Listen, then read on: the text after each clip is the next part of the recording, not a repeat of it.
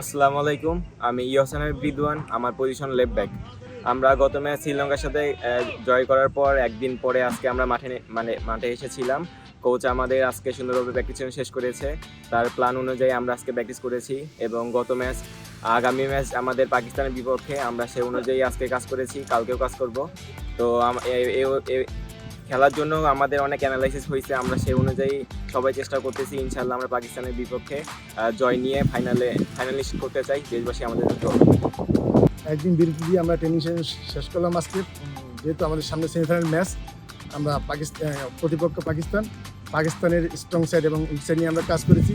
যেহেতু পাকিস্তান উইঙ্গারগুলো অনেক ভালো, আমাদের কীভাবে ডিফেন্ডিং ভালো করব এবং ডিফেন্ডিং ভালো করে আমরা অ্যাটাকিং সেটটা কীভাবে ফিনিশ করতে পারবো, ইনশাআল্লাহ আপনারা দোয়া করবেন আমরা যেন আপনাদের ভালো কিছু উপহার দিতে পারি।